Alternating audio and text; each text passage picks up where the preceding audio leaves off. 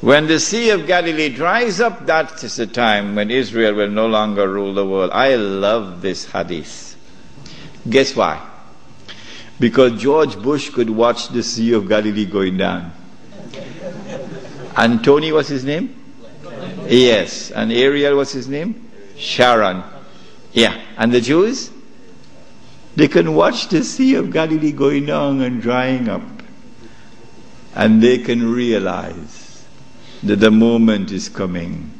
Ya Muslim, هذا يهودي ورائي فتعال فاقتل. That moment is approaching as the water is drying up. I love this hadith. Why is Iran's oil? This was last night's lecture. I explained this last night. That when Israel wages a big war, which is coming up, which is why Bush has to attack Iran, so that Israel can now wage the war and not appear to be an aggressor, which is why Abdullah of Jordan has his suitcases packed already. When Israel wages a big war, in order for her to become the ruling state in the world, she'll have to seize the oil. Saudi oil, Iraqi oil, Kuwaiti oil, etc. But I said, I don't think they'll touch the Iranian oil. Why? He asks. The answer is, without in any way being disrespectful to the Shia, without in any way being uncharitable to the Shia, no, that's not my method.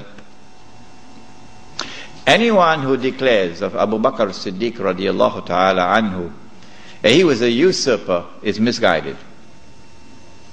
And anyone who compounds that by declaring that Umar Farooq radiallahu ta'ala anhu was a usurper is doubly misguided. And anyone who further compounds that by declaring of a third of the eminent companions of the Prophet Muhammad alayhi salatu wasalam, that Uthman Ghani radiallahu ta'ala anhu was a usurper, is casting a massive vote of no confidence in Muhammad sallallahu ta'ala alayhi wasallam. The three of his foremost companions were usurpers, robbing people of their legitimate position, like robbers and bandits.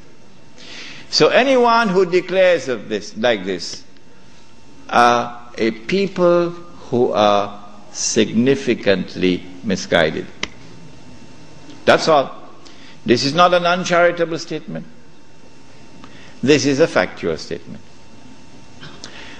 A less than valid, less than authentic expression of Islam will always be advantageous to Dajjal. Because if this less than authentic expression of Islam is the only Islam which can mount a successful Islamic revolution, the only one, then the Muslim masses around the world will eventually be told that is the valid Islam, because that's the only one which has succeeded in the world. So you should give up the authentic Islam that you have and adopt that less than authentic Islam. Why would Israel want to dismantle such a state? No, it will not be in the interest of Israel to attack and seize the Iranian oil. But having said this, let it be clear that this is meant not, this statement of mine is not meant to show any disrespect whatsoever to the leadership of the revolution in Iran. Imam Khomeini and all those who fought the regime of the Shah with such matchless courage. I honor them and I respect them, and I'll never say anything hurtful about them.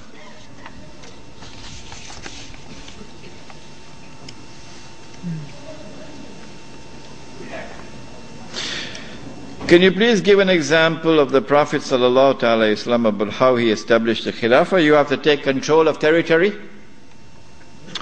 Either exclusive control, that is you alone control, or on the basis of an agreement in which you share control over the territory with others.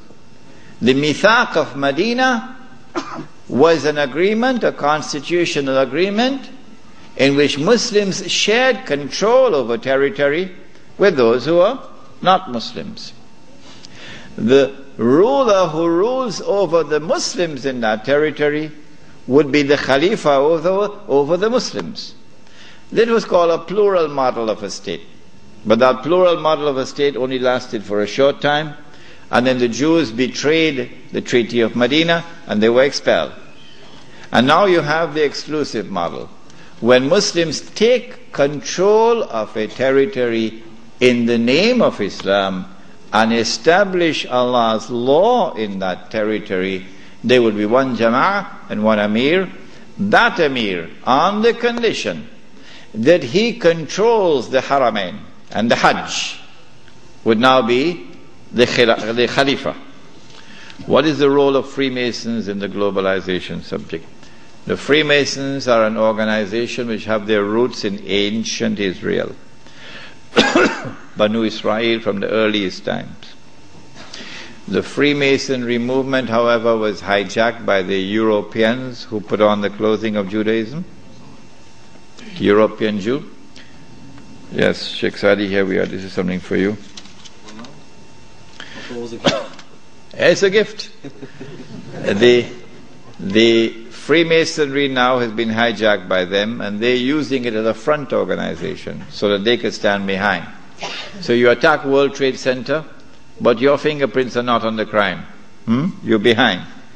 You attack the World Trade Center in 1991, and you put Sheikh Omar Abdurrahman behind bars, the blind sheikh. But the Jewish fingerprints are not on the crime. You attack the U.S. mission in Tanzania, the U.S. mission in Kenya, Tanzania and Kenya, and you believe that we are blind.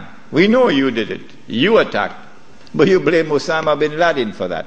But guess what? One day, يَوْمَئِذٍ تُحَدِّثُ أَخْبَارَهَا بِأَنَّ رَبَّكَ أَوْحَى لَهَا. One day the earth will speak, and all your lies are now going to be exposed. And on that day we'll have confirmation for what we now suspect.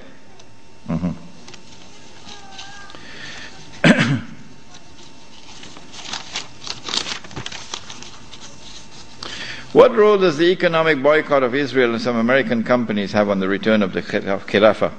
It is something that the Muslim community should be taking seriously. Strange people, Muslims. What they should not be doing, that's what they're doing. And what they should be doing, they don't do it. Never in our entire history as a people have we ever used trade as a weapon. Never. Never. It is our enemies who use trade as a weapon against us. In Medina, an economic boycott against us which lasted 3 years. Did we ever reply and respond with an economic boycott of our own? No, we never did. Why? لا تأكلوا أموالكم بينكم بالباطل إلا أن تكون تجارة عن تراض منكم. Trade should be conducted in such a way that there is mutual benefit, says the Quran. So when you impose an economic boycott on somebody, you're hurting yourself. You're allowed to trade with your enemy, because in trade there's mutual benefit.